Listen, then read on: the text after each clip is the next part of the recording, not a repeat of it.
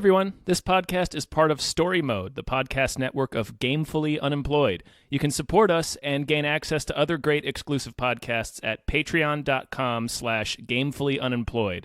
That's patreon.com/GAMEFULLY unemployed, which is spelled like it sounds. Okay, so this is a weird thing. We have to preface this episode with somewhat, it's not a retraction, but it's a pretty significant correction, enough so that we had to record this beforehand.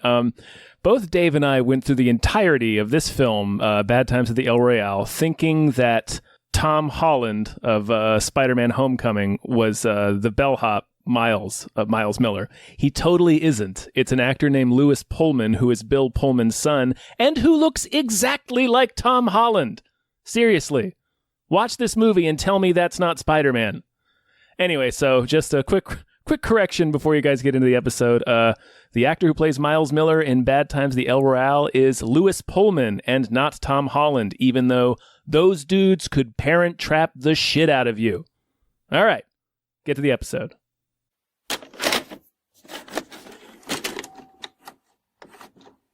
Hey, everybody. Hey, everyone. My name is David Bell. I'm Tom Ryman. And we just watched Bad Times at the El Royale with cheese. We did. Your first time at the El Royale? Howdy. You watching me? I only watch who they tell me to watch. Who's they? Management. You think you could just take what's mine and I wouldn't come a hunting? It all starts with a simple choice. Would you mind opening up the door? No, I ain't gonna do that. Which side are you on? Right, wrong, God or no God? Just pick. I'm glad we immediately made a Pulp Fiction joke. This is very much a Tarantino movie. Well, no, I actually disagree. Well, it's because it's Tarantino without. It sounds weird to say. It feels like Tarantino without some of the mean-spiritedness. Yes, and it also felt less pretentious than Tarantino. Yeah. That was my first going into it. My immediate worry was like the first scene where Jeff Bridges gets out and like it's that long tracking shot. Mm-hmm. Or not him first. Who's the actress? The singer. I don't know. Okay, she gets out. I need to look that up. And then Jeff Bridges gets out and they're talking and they're making like dad jokes about the state line. Yeah. And it was this really long tracking shot of the car going and her getting out. Mm-hmm. And I immediately thought like, okay, buddy. All right. All right. I see. I forgot who the director was. Had I remembered who the director was, I would have not felt this way. It's Drew Goddard who directed Cabin in the Woods. So I was just like, okay, buddy, I see you've watched like Tarantino films. And I made a mental note to myself, like, don't get wowed by the filmmaking. Pay attention to the story and the writing and the characters. And if that's good, like pay attention to the fundamental things that make a movie good and not like all the pretty shit he's going to flash in front of me. Mm-hmm. And then I just really enjoyed myself. Yeah, it's really good. The actress's name is Cynthia Erivo, and she actually hasn't been in too much yet. Oh, okay. But yeah, I guess what I'm saying is this movie started by pissing me off by invoking thoughts of Tarantino, and then it immediately won me over. I completely forgot about that. Yeah, it's good. It's a good movie. It's a good mystery. It uses the it's very Tarantino. It uses the chapter headings and stuff. Yes. So it gives you... It's not completely Pulp Fiction. No, but it used the chapter headings. Again, this is one of my problems with Tarantino's, like, near the end, like, his newer stuff, I don't even remember why he's using chapter heads. Yeah. Like, they don't really... It's just something cool he likes to do. This, it felt like it needed to be separated because it tells a series of overlapping stories. Right. It doesn't tell, like, the same moment over and over again. No. It's not even a mystery. It's more Although like... you do see the same moment from a couple of different viewpoints. Right. It's a mystery in that you don't know what everybody's about. Like, you don't know every... Like, the premise is all these characters are coming to the El Royale. And they seem straightforward, but then we realize that, you know, nobody is who they appear to be. Right. And they don't... they save some of the mystery for last, but they're pretty straightforward once we get to that character's story. Like, Like Yeah. Jeff Bridges, I immediately kind of knew why he was there, and the film didn't hide that. Because the Not opening really. is a man Yeah. walking into one of the hotel The opening rooms. is Nick Offerman It is walking Nick into Offerman, a isn't hotel it? room. Digging up the floorboards and burying a bag in the floorboards and then waiting, and then somebody comes to meet him there and kills him. And then that's how the movie starts. Right. And then when we see Jeff Bridges' character, he's a priest. We see when John Hamm gets so John Hamm is there as this really just bombastic Southern vacuum salesman. Yeah. This was another moment where, again, I got mad at the film and then immediately forgave it because I was like, that accent sounds fake. Because And it is fake. And it is fake. That's Yeah. the whole point. Yeah, he's actually an FBI agent. You see him. He goes into the honeymoon suite that he insisted upon having. Right. He briefly fights with Dakota Johnson over it. He goes into the room and immediately starts tearing it apart and tearing out listening devices. He finds two sets of listening devices, Right. implying that, like, he's surprised. He's surprised at the second one. Yeah. Like he's casually talking on the phone to his daughter when he fishes the first one out, but then he Yeah. finds a second one on the phone, and it's like he's clearly confused by it. Was the idea that one of them was the FBI's and then he doesn't know? We don't know. Who I the assume second the set others was the hotels. after Maybe what we there's a lot of figure stuff. out. There's a lot of stuff they don't answer. Yeah, but by the end, I was like, okay, I know why he was there. I know that there was I get that. Yeah, we Yeah. find out he's an FBI agent. He reports in to Hoover himself right. because this is in the 70s, Yeah, and he's like, okay, I pulled all the listening devices out, but I found another set, and he's like, okay, then you got to go through every single room and get all the listening devices because we're shutting down our operation there. And then we find out later from Miles, a hotel clerk, is Tom Holland. right. Little Spider-Man. Fucking Spider-Man. Yeah, That there's two Avengers in this. there are. Yeah, Him and Chris Hemsworth. yeah, and they both do very well. Chris Yeah. Hemsworth. At this point, I know what he can do, so it's not like this is like. I'm not like surprised by his performance. It's just No, Chris yeah. Hemsworth being fucking wonderful. Yeah, he's delightful Yeah. in this, and also suitably menacing. Yes. Yes, it was really nice to see him play a villain. Yeah. He's basically Charles Manson. Yeah. We learn that like the El Royale is actually a trap. There's a secret corridor behind every room. There's a two-way mirror in every room. It's used to get dirt on influential people, Right. people, celebrities. The idea is that this place like used to be really hot. Yeah. And then they lost their gambling license, I believe, and yeah.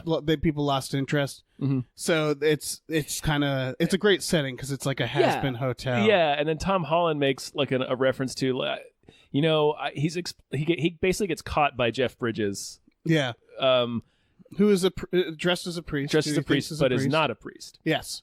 And we know that pretty quickly. They they also show- showed in the trailer, which is a bummer. Yeah, but- that's true. Oh, that's true. But we also at this point I believe we tried see to him drug digging up Darlene. we see him taking Right, up the right, floorboards. because And John that's like- Hamm goes in the back. Yeah, and so it's like one of the first things is like, okay, this guy is associated. Right, with the guy at we the see him beginning. digging up the floorboard, so we Um, immediately think of the prologue with Nick Offerman. Right. Which was a strange choice, I guess, but it worked narratively to have that prologue. Yeah, But it worked because, I mean, the money wasn't even the central thing. no, But it sort of, I guess it's the main motivator for our main characters. Out of all the people, I'm pretty sure there's the two main characters right, or who we start with or and Jeff Bridges. and spoilers Darlene. finish with. Yeah. Yeah, and I think it sort of gives you the idea that there's something suspicious or something Sinister about the hotel. sinister in about the general. hotel. Yeah. So we're already uneasy, and it's like the lobby scene is pretty great, where Yes. it's just John Hamm talking.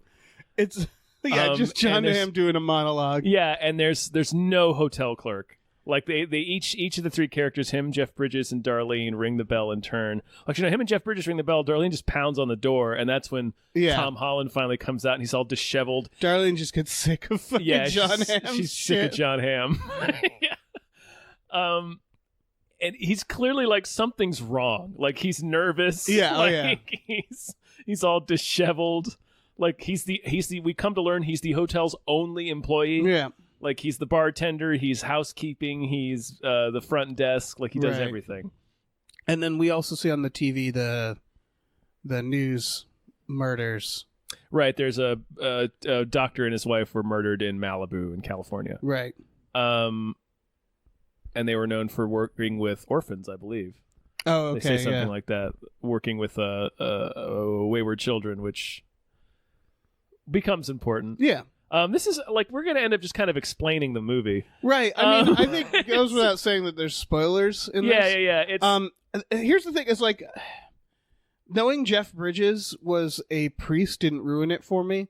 So, like, I would say because this is not a murder mystery; it's a what the fuck is who are these people? right. Mystery. It's a learning. It's kind of like Lost in that sense, Yeah. but in a good way because well they knew what they were doing, Right, yeah. and they don't hold it over us for a while. There's only one mystery, like one person reveal at the very end that is great because it's almost like it's funny. Like it's funny because he keeps saying it throughout, and we're just not listening to him, and we're just not paying attention to Yeah. him. Although we should have known because every single character has yeah. a big secret, and we just sort of dismiss little Spider-Man. I felt stupid for like Yeah. it was like, oh, of course.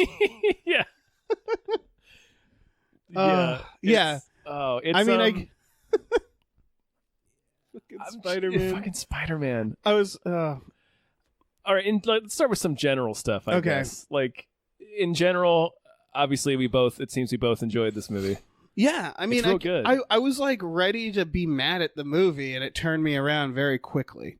I was like, as soon as we get to that opening scene, and then we get through the lobby sequence where we meet the main characters, and they all go to their rooms, and then as soon as we got to the first chapter heading that was like room 1. And it shows us what. I was on board I was by that. super on board. Yeah, It's like, because- we're gonna see. Okay, so it immediately made sense. Like, okay, we're gonna each room. Right. Each chapter's gonna go to each room. We're gonna learn about each character and what they're doing in their rooms. That was the moment I realized because there was reviews and stuff everybody's saying it's like Pulp Fiction, it's Tarantino. Mm-hmm. That was when I was like, no, it's not. It's like Clue.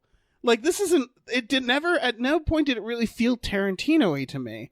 Only in the sense that it kind of has a disjointed narrative, and that Sure. his name has become shorthand for that. Even though he did not invent it. But like the style, the editing, it wasn't like it just didn't remind me of him. It felt more like a movie. I don't want to like be down on Tarantino too much, but Tarantino films are like cartoony to me, especially the newer ones. And they're so they're very over the top. stylized. Yeah, exactly. That they're distracting. As opposed to this is like there would be really good like one-er shots and really There's several, yeah. yeah. There's a lot, yeah, and some of them I think they probably hit a cut in there when they're in the hallway and he's like. I'm watching sure each there's one. no way they built a set that big, but there is a really cool scene where it's John Hamm has discovered the hallway and he's Yeah. walking back and forth between Jeff Bridges and Darlene's room because they're right next door to each other. and she's singing. And he keeps and the camera keeps moving back and forth between the two rooms. It's like that's just a cool setup. Exactly, and it Like- never felt like the director going, "Look how cool this is." It always felt like there was a reason for it Mm-hmm. in the story, and that's why like everything he did, it wasn't distracting. There was a lot of wonders where I was like halfway through, like, "Oh, it's a wonder." Like I wouldn't Right. notice right away. I think the point of that one is because he starts at Jeff Bridges, who is tearing up the floorboards and everything. Right. Gets to Darlene and sees that she's put up. She had these 2 huge bundles with her, which were kind of a mystery, and she really balked at being right next door to Jeff Bridges. Or like, what's her problem? And then we see she's putting up soundproofing. She doesn't want to be next door because she doesn't want to bother people. Yeah. So she's practicing her singing, and so John Hamm is watching her for a minute, and then turns on the microphone, and then we can hear her. She puts on a metronome. She's just running through a couple of different popular songs at the time.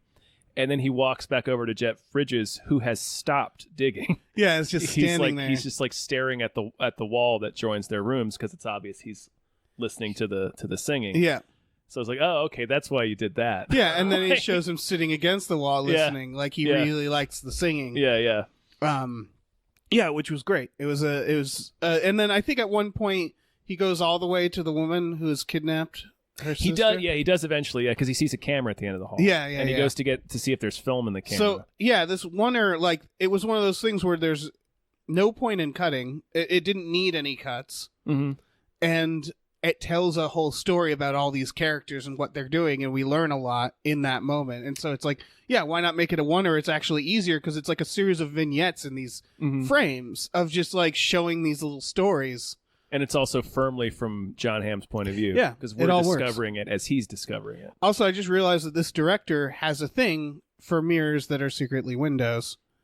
As The Cabin in the Woods has one of those. He also has a thing for Chris Hemsworth. Yes, well, we all do. We all do at this point. Yeah. Yeah, so he sees Dakota Johnson, who came roaring up in a big car and just, like, she wrote, "fuck you" in the hotel ledger. Like, she's just real, doesn't give a shit about anything.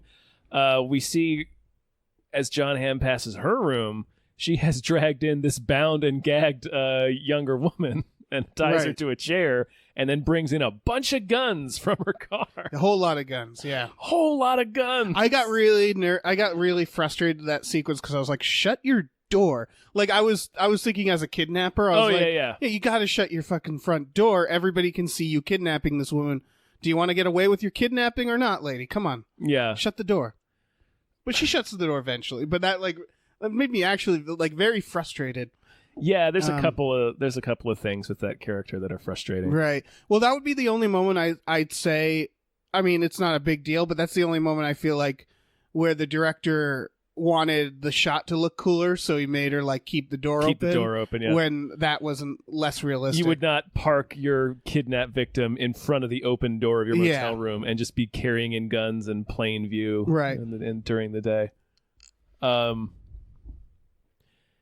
Yeah, by the way, I just got a text from a friend who was seeing it as well that just says El Royale was so fucking good. It really was. It really was. It's pretty good. Yeah, I really enjoyed it. Okay, so that's the Ham. That's the Ham. Yeah. So the Ham goes and reports. He's like, yeah, there are extra listening devices. Also, it's like a mystery hotel. Yeah. With like a camera. And also, I'm pretty sure there's a kidnapping in progress. Right, and they tell him to just focus on his goal. Just get the listening devices out. But he has to keep everybody there until he... Yeah, they do tell him nobody can leave. Figures everything out, I guess? Yeah, he says, don't let anybody leave until you collect all those listening devices. Right. So he takes the fuel injectors out of every car. Right, that's a little odd. I would have let everybody leave and then collected the listening devices. It's a strange set of instructions. Yeah, there's a couple moments, because I was thinking the same with Jeff Bridges, who clearly, when we get to him, it was just like, oh, just wait a little longer. Like, just wait for that person to be out of that room. Yeah. But, whatever. These were forgivable right, moments. Yeah, because at that point in the conversation, she flat out tells him she's going to Reno tomorrow for work. So he's just like, well, I'll just wait till tomorrow. Exactly. He could just go to the guy and be like, I'd like another night. Yeah. But yeah, so then he pulls out the shit out of the cars, which I thought was a good way of like keeping everybody there, even though it's a little sweaty, like the giving the instructions, but it worked when I was watching it. Yeah, it didn't. Yeah, and so like that, yeah, it was fine. And then then it sort of becomes like not really like 10 Little Indians, but more like Identity. Where they're all stuck in a hotel. Identity. Identity. Oh, freaking Identity. That's 2/3 of a good movie. It is. It really is. I was thinking about this.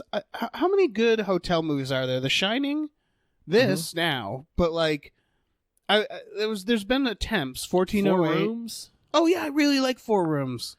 That's the other one this reminded me of. 4 Rooms. Tarantino did one of the vignettes. Oh, he so did. Yeah, but yeah.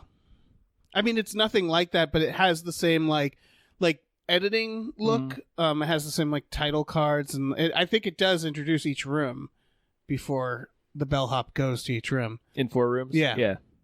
Played by Tim Roth. And then we also have The Bellhop, starring Tom Green. I didn't know that existed. Another great hotel movie. No idea that existed. That sounds, oh God. Oh, it sounds like the best. Yeah. I gotta watch 4 Rooms now. Yeah, dude. It's a great movie. But yeah, This is a very I think again that's why people were comparing it to Tarantino, because there's a lot of like shifting narrative. Shifting there's a lot of viewpoints. ideas that can remind you of Tarantino, but the actual directing style I thought was nothing like it. The only thing that felt like it was when, and he did it twice in a row right at the beginning, and that made me nervous, is when someone's listening to music and then they shut a door or they do something and it stops the music. Oh, it's first the guy gets shot and the music stops, I believe. Yeah. In the very opening. Yeah, and then she closes her trunk and the music stops. yeah, And it happened twice, and I was like, "Oh, come That's on, true. You know better. You know more than this way to stop music." That's weird because it doesn't happen in any other. Music is such a constant throughout Yeah. this movie. Like both of like the gunshot, I knew the moment he turned on the music, and we were showing that shot. Mm-hmm. I was like, "Oh, he's gonna get shot." Mm-hmm. Like it was like he was gonna get shot, and because it was that he was being such a like a filmmaker that he was almost telegraphing what was gonna happen. Yeah, And then because it was like, oh, he's putting on like old timey happy music that's gonna juxtapose something terrible happening, yeah. and then he gets shot.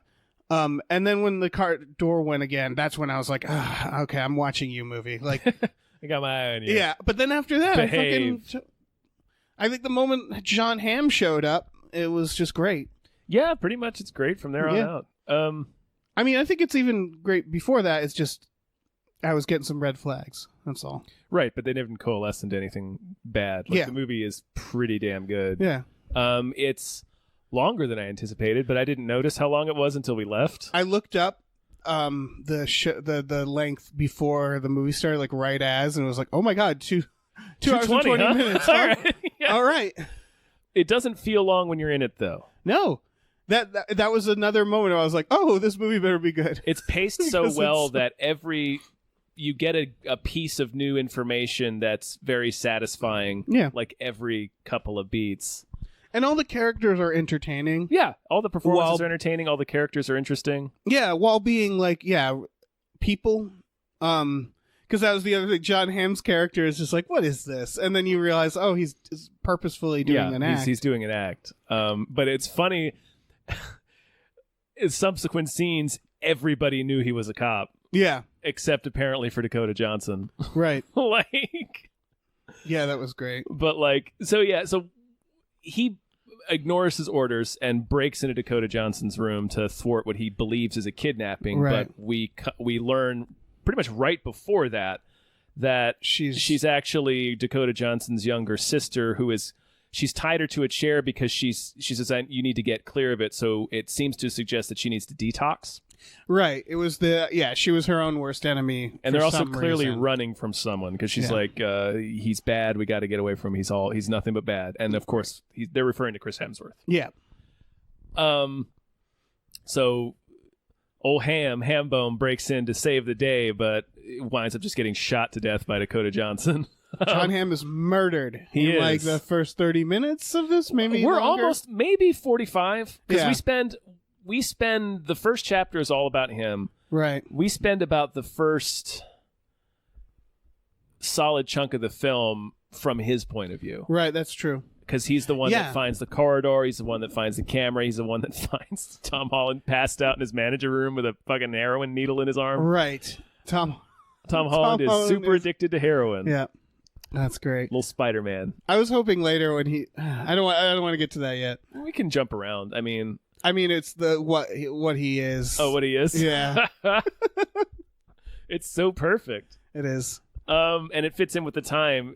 I should have thought of it, honestly, Yeah. because we flat Oh out, yeah, again, it's so obvious. we flat out see a news report like before the one that they made for the movie. It's a press conference with Nixon right. about the possible ceasefire in Vietnam. Right. And like Tom Holland is the age where he'd be in Vietnam I think he'd you guys already are- been to Vietnam. I think you guys are figuring out where we're going with this because he keeps saying that he's sinned to Yeah. what he thinks is the To priest, who he thinks is Father Flynn. and the yeah. priest assumes he means working at the hotel. And then near the end, he's just like, "I've killed so many people."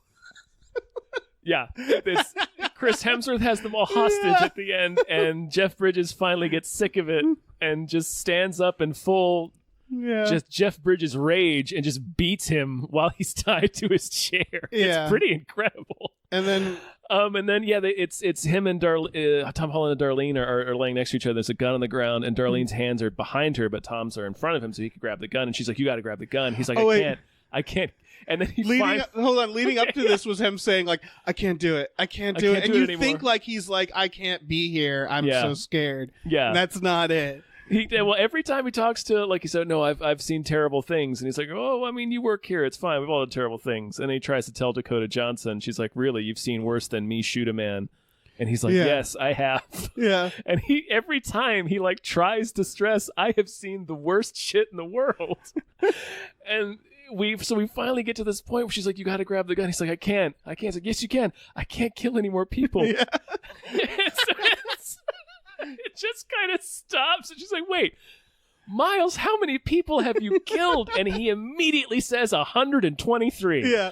I want to make a meme of doing that, because then it goes into the flashbacks of Vietnam. And he's a sniper. Yeah, I want to do a meme of just flashing back to like the Spider-Man game. Yeah, where they're just throwing people off buildings. Yeah. So he's a fucking marksman. Yeah. And he's just killed scores of people in Vietnam. Yeah. And he gets it appears to be a helicopter crash. It's a brief flashback. Right. He wakes up in the mud, just surrounded by dead bodies in a wrecked helicopter, and he gets down on his knees to pray, and then so it sort of informs what his character's been at that point. He's been so desperately wanting Jeff Bridges to hear his confession and absolve him, and then of course they have to tell him that Jeff Bridges isn't really a priest. Right. It's a great character moment. It's a great reveal, and again, it's so obvious, but you're not thinking about him. You're being pulled in so many directions. Yeah. And you're just not thinking about him because he's adorable little Spider-Man, and he just seems so sorry that he was spying on people. So you just assume that's what he's talking about, but it's super not. I think it's that I underestimated. Again, I forgot who had written and directed this. Until the end. Yeah. Had I known, I feel like I would have realized, like, oh, he's not going to do the obvious things. Because I was underestimating the film even then, and I thought, like, oh, he's going to get shot in the face. Like, he's expendable. He does get shot in the face. Oh, good point. He's going to get shot in the face more. Right. What happens... He's behind the two-way mirror when John Hamm gets shot by Dakota Johnson. Yeah, and he gets buckshot in the face. He gets buckshot in glass to the face. He gets turned into Two-Face. He really does, yeah. They did that Hollywood thing where one of his eye is perfectly fine on that side, and it's like, sure, but he just seems so expendable because he's so like, he's like kind of is innocent, but he's addicted to heroin and working in this scummy hotel. But you still pity him though. You always feel sorry for him. But you always just kind of assume, like, oh, this guy's gonna get when the bad guy starts shooting people in the head, he's extremely expendable for a scene like that. Super didn't happen. Yeah. It's oh man, there's so much to go into, and I don't want us to just sit here and explain the events of the movie. I know. It's just real good. Yeah, it's not. A lot of people were saying, like, I hope it will do what Cabin in the Woods did to horror. I hope it would do that to Tarantino, and that's not what it is. Not really. It's not like, oh, we're gonna flip this genre on its head. It's more just like the mind of a person who could make a film like Cabin in the Woods. Like, I want to say this guy could be very like Shane Black. Right, because it's not so much flipping the genre, because we can't give him too much credit for Cabin in the Woods because that was written by Joss Whedon. Oh right, I keep forgetting that. But he does, like, what he does in this movie is not flip the genre so much as play with the genre. Yeah, like, he knows the tropes. Yeah. So he knows enough to manipulate them to surprise you, because there's a lot of surprising moments in this. There really is, and it's the good kind of surprises. It's the kind where it's like, hey, look, everybody, it's John Hamm. I'm sure he'll last a while. Yeah. And not it's in a bad way too, because it's like he's a police officer basically trying to thwart what he thinks is a kidnapping. Right. And she just murders him. They introduce that he has a kid. Yep. He's got a wife and kid. Yeah. And that, I mean, it's again like that was a great. It's weird because he also didn't like cheat, because for example, like we stay with John Hamm for a while. Mm-hmm. but the movie doesn't trick us into thinking he's the main character. No, it never comes across that he's the main character. Yeah, the first people we see are the main characters, and the movie even like makes me forget that. It's right, because we depart from them for a bit. We do, and then they turn out to be like the main people who make it out. And so it still has like rules. It still like does the things like, okay, here's your main characters. But then it just deviates from it enough that you forget enough to be surprised when John Hamm is fucking murdered. Yeah. And then that's when it like I think that's also the first time it switches to a new story. Is that true? Like a new room? No, because we're on. Who's the first? The first room is John Hamm, and then I think the next one it goes to is it goes to her kidnapping her sister, who is that's the sister role was good because she played exactly the kind of like insufferable cultist like that. Oh, the little sister. Because she's like has that like free spirit attitude, but is also like disrespectful to her environment, and like you can see the violence, like you can sense the violence in her. Yeah, it's a really like that actress did really good. Yeah.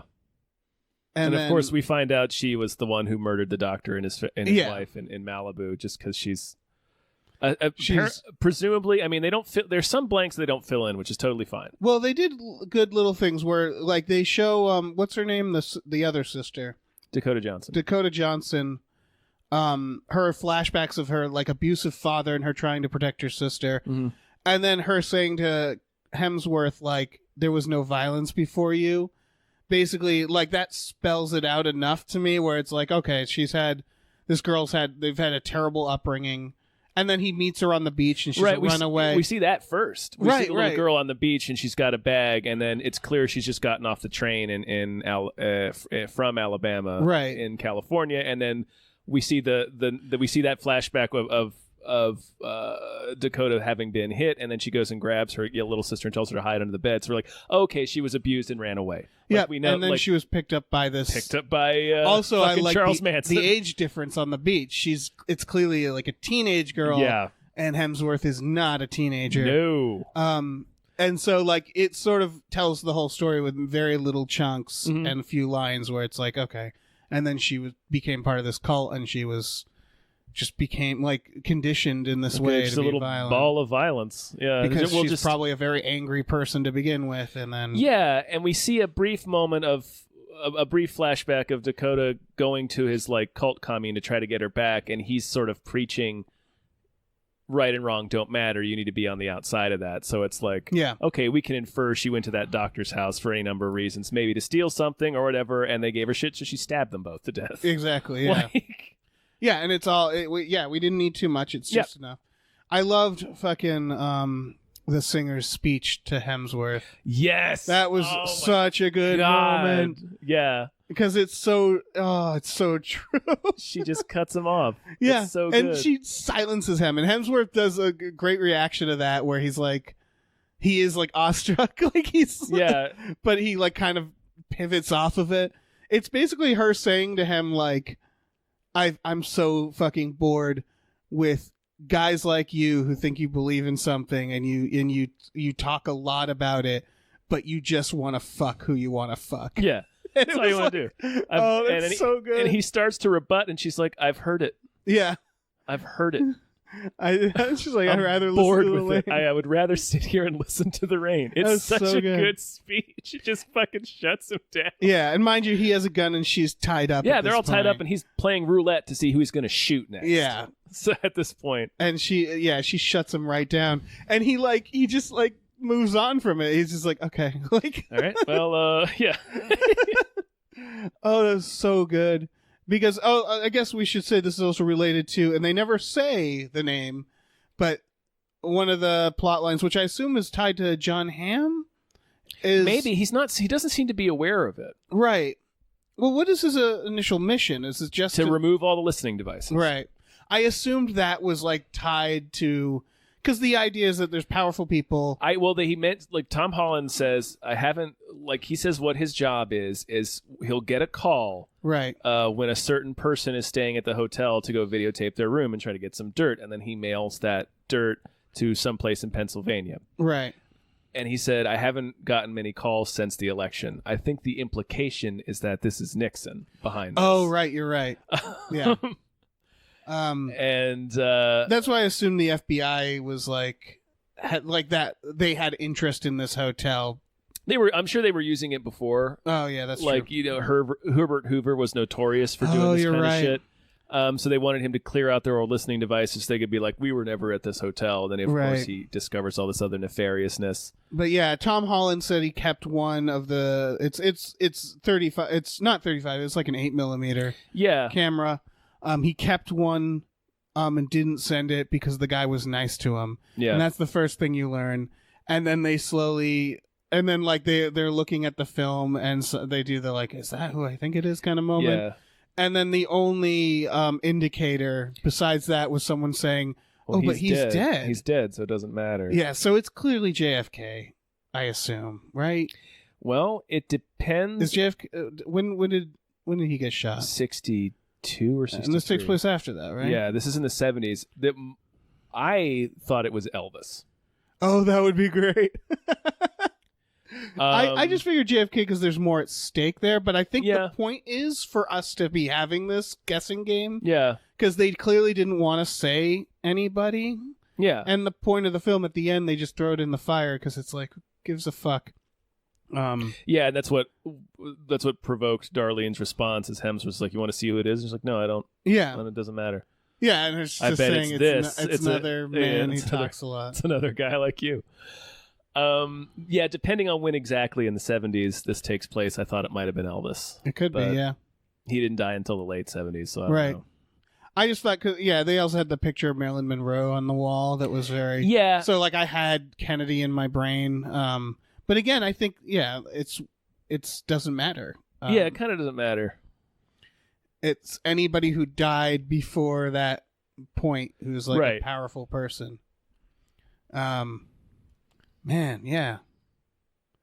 It's just a good ass movie. Yeah, I'm trying to think of other moments. Fucking Chris Hemsworth dancing. Everything, yeah, him dancing. Everything he does is great. It is great because again, he's menacing, but it's the best kind of villain I always thought is the kind of villain where they're scary, but because because they're dumb. Like they're scary, they're not cool. Like my favorite villains are the ones that aren't cool, and he didn't strike me as cool. No, he's not cool. He struck me as a scumbag. Yeah, who was like what she says to him, like who just preys on people weaker than him because he just wants to fuck. Mm-hmm. And so like it was great because you sort of want to laugh at him, but you're also really angry with him. He was one of those characters who he's fucking endlessly entertaining to watch. Yeah, it's a great performance, but it is simultaneously menacing, and it's also like you fucking can't stand him. Yeah, it's they get tied up at the end by a group of idiots with guns, and they're insufferable people. Yeah, he's just I wouldn't call him dumb because he's pretty clever as far as questioning, but like it's just it's you resent him so much having the upper hand in this situation. You're just like, oh fuck you, man, you're trash, right? Like, and they man, yeah, just straight up shoots Dakota Johnson in the heart.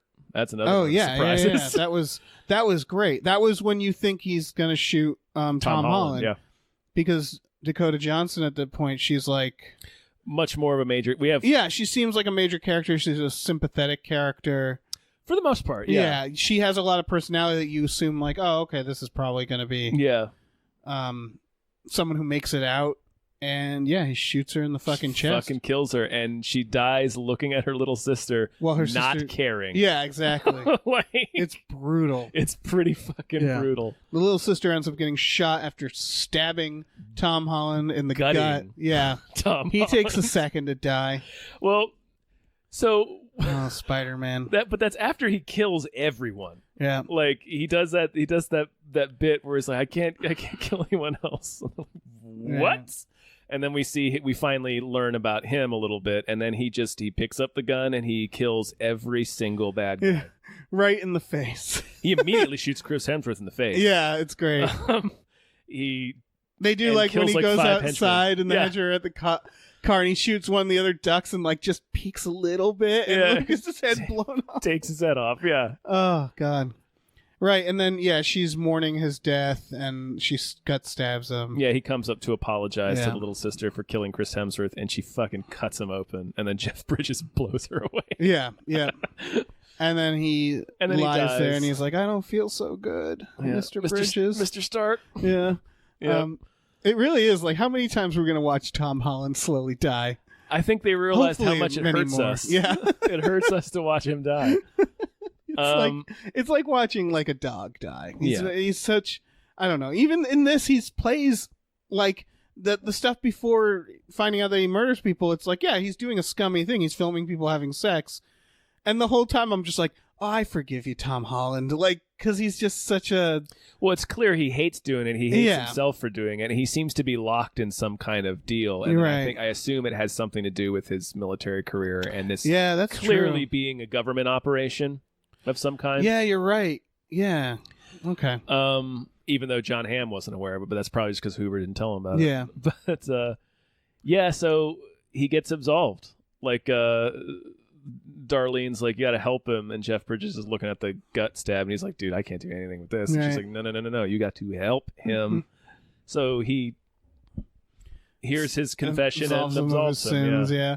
Yeah. He's like, of course I'm a priest. We forgot to talk about when Darlene hits him on the head with a bottle. Oh yeah, That was the sound design for that. I fucking felt that it hit. was brutal. Yeah, it really Yeah. was. And it was a great moment because Jeff Bridges, like we were talking about how he could have waited a day. He doesn't wait a day because the idea is he needs to get into her room because he thinks the money is under her floorboards. Right, and Because he he's- doesn't remember which room. He's and got he dementia. guesses. Yeah. And then so he takes her to the lounge and just hangs out with her. They buy pie. They eat. They listen to music. He offers her a drink, and then he's sitting there talking, and he puts something in the drink. Yeah, he's drugging her. And the moment he turns around, she's there, and it's almost like a jump scare. Yeah. Just smashes his head with a bottle. Yep. I assume Did not consent. yeah, they did a good job with that because they never show her seeing him do it. Nope. But it's just like, oh, okay, she figured it out. Yeah, actually, doesn't she say later that it was kind of a risk? Didn't she figure it out just by his behavior that he wasn't a priest? Yeah, we are never shown her actually spotting him drug her Right. drink. It's Yeah, she became suspicious and hit him in the head. yeah, that was a great moment. Yeah, it's a solid moment.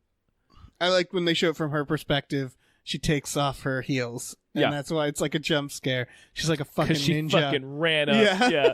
barefoot on that carpet. Yeah. Yeah. Oh man, And just fucking crushes him with this bottle. that was so good. It was good, yeah. Oh man. It's a great moment at the end, too. The having him have dementia, I thought, was interesting. Yeah, they did it pretty well. It's a good character moment. A couple of good character at the end where they're tied up and Hemsworth is like, okay, so what's your real name? And we see that he can't remember, Right. and he asks Darlene, he's like, did I tell you my real name? Yeah, that was great. Because he just can't fucking remember it. It's Man. such a painful moment. Right. I assumed he was gonna die. I knew I really thought he Darlene. was, I yeah. figured was gonna live just because she's the only one who has something good. A She's the reason only to one- be there. yeah, we learn about- yeah. Yeah, she's a singer, and she's going to Reno for a gig, and her career's sort of in the toilet right now, or she's bummed about it. Mm-hmm. And we get fucking many scenes of her singing, and she's very fucking good. That was the thing, is all those singing scenes were great. Yeah, they're I all love- very well integrated. Yeah, and they are. There's always a reason for them, but I just enjoyed them too. I'm glad the movie was just let's take a moment to listen to her sing. Either way, they picked great songs. Yes. Oh yeah, of course. All the songs. When she's masking the noise of Jeff Bridges digging up her room to Can't Hurry Love. Yeah. Fucking great. That was perfect. Yeah, there's a scene. This is after they figure out that the mirrors, people can see through them. Mm-hmm. So they need, they decide to split the money 50-50. Mm-hmm. And so Jeff Bridges is hiding in her room so the mirror can't see him while she's singing Can't Hurry Love and clapping, and he's fucking hitting the pry bar on the boards with each clap. Oh, that was great. That was some Shawshank Redemption shit. Oh, it's good. It was cutting to it's Dakota Johnson is watching her at this point. Yeah, with the gun. And we're not in... She's an interesting character because she has a good motivation, but she's still kind of bad. She shot a man and she didn't fucking just and she murdered was him. gonna kill Tom Holland. Tom Holland. I almost called him Tobey Maguire. So it's like we're like you're legit afraid for like Darlene and Jeff Bridges when Dakota's on the other side watching her, and she starts to tap the rhythm on her shotgun too. Yeah. as she's clapping, and it's a fucking good scene. It's great. I just realized they definitely I feel dumb for not realizing like the two characters that are essentially the best characters, like morally, are the ones who make it out. Yeah. Well, John Hamm doesn't make it out, but like Jeff Bridges, they show his robbery. He's like making sure the people nobody's being killed when they hit the truck. And the lady just wants to sing. I liked the very ending. It was satisfying. Yeah, when it shows her going up in Reno, and then Bridges is there in his fucking fabulous Baker voice. Yeah. He's wearing a white tuxedo, sitting there watching her sing. Yeah, it was great. I didn't know, like, when they ended the scene before, I was surprised that they suddenly did like an epilogue, but it worked. It was like, it's a very feel-good movie considering how many fucking people die. Yeah, how many brutal killings there are. Yeah. Not brutal like gory, but brutal and just like, it's like, oh, like you right. It's like you feel the loss of that person. Right, yeah. I guess you could compare it to, that's the only other thing to compare it to Pulp Fiction is that death feels random. Like Pulp Fiction was like that too, where like anybody can sort of die. Yeah. And it felt random enough that there's still people you root for who make it out, but then there's just other people who don't. But yeah, for the most part, everybody who died was a bad, like morally had something bad about them, right? Yeah.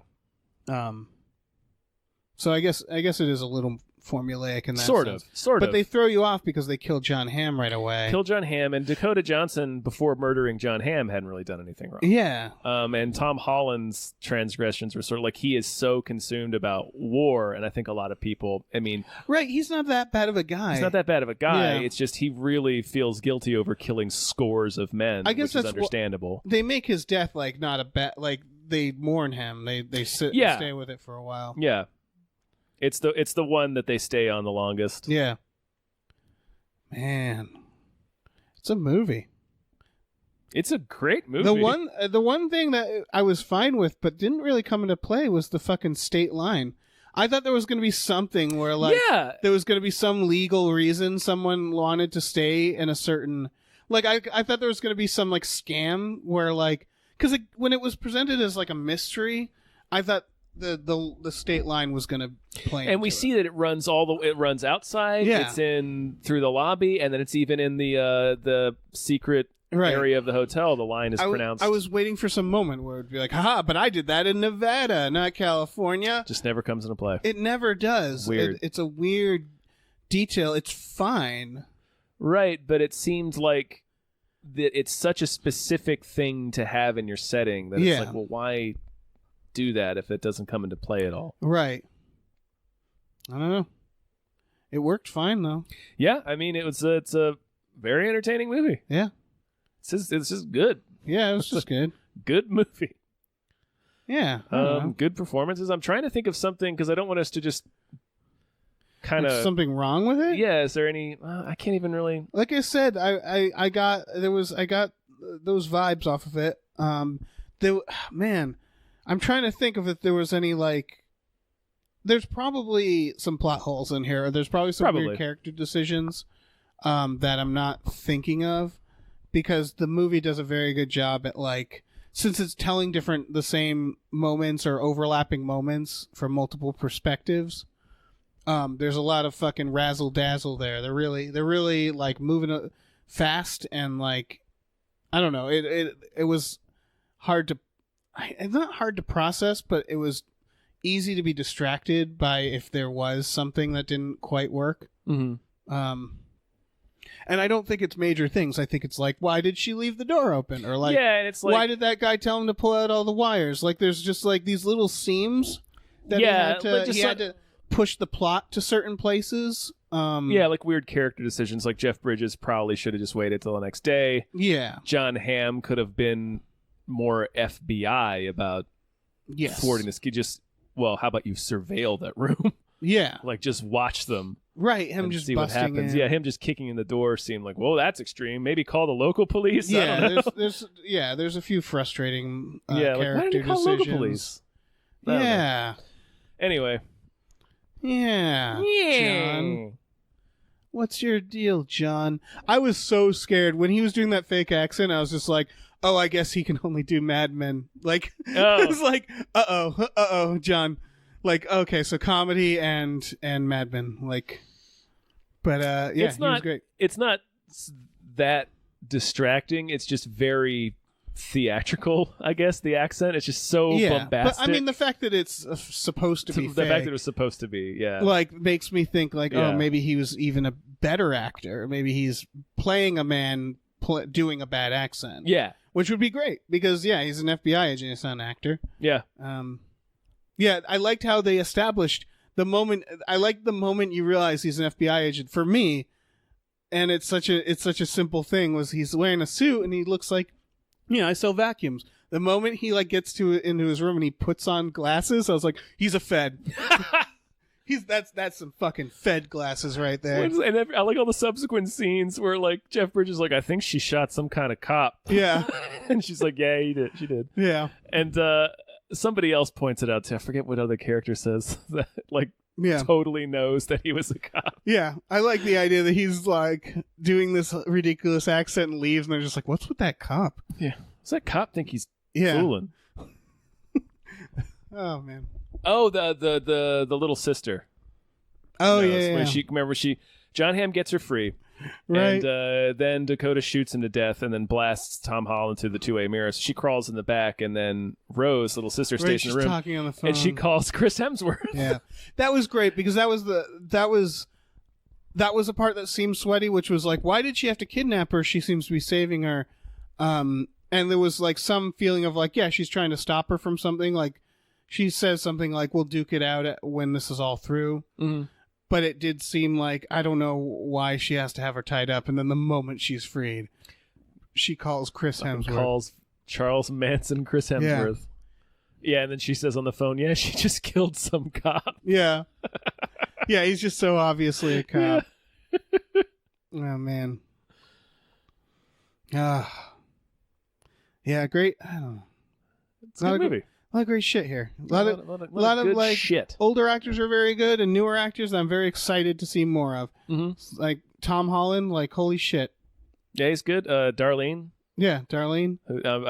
I apologize for forgetting more, Ashley's please. name, but she's gonna be in more stuff. Hopefully, I'm hopefully certain. we won't have that problem in the future. Yeah. Everybody was very good. Yeah, it was a good movie. Yeah, you should see it. Yeah, we can watch that shit. Yeah, watch it. Fuck space. Fuck First Man. Fuck First Man. No, it's probably fine. I don't know. We just decided to see this. Yeah. Yeah, you know how it ends, First Man. Yeah. See this. What if it's the same ending? What if it's like where it's Neil Armstrong goes to on Reno, the moon, like just tied up. Chris Hemsworth's there. He shows up, no helmet, just dancing, just open shirt dancing. Yeah, I'll see that. Yeah, man, I'll watch the hell out of that. All First right. man to dance on the moon. That's such a Dance to better Deep movie. Purple. Oh yeah, dancing to Deep Purple. Deep Purple. Oh, that's the most insufferable thing to dance to. Oh yeah. In that scene, it was perfect. Yeah, it's a good movie. Yep. Go watch that shit. Yep. Oh, you got something? Yeah, we got T-shirts now. Oh yeah! Oh yeah! Hey everybody, we have T-shirts now. We do. I posted. It's on our Twitter account. The link's there. It's / I think gainfully Gainfully unemployed unemployed. at TeePublic, yeah. Yeah, we got some t-shirts. We're going to expand that library soon enough. Yeah, we could add other shit. Yeah, but we got like t-shirts for every podcast we do. Mhm. And I don't know, we'll sheave one. A sheave shirt. If you don't know what that means, then, Maybe you should become a patron. yeah, become a patron. And you'll be all in on the sheave. Yeah, we're like a group of people who are like exclusive, and we shun the outside world, and we have no morals. we do right what or Chris wrong doesn't Hemsworth matter. tells us to Yeah, do. We're all I up would into that. I would be in a Hemsworth cult. Yeah, Yeah, of course. yeah. There's no getting around that. Yeah, I don't. Yeah, that's, I'll kill for him. yeah, absolutely.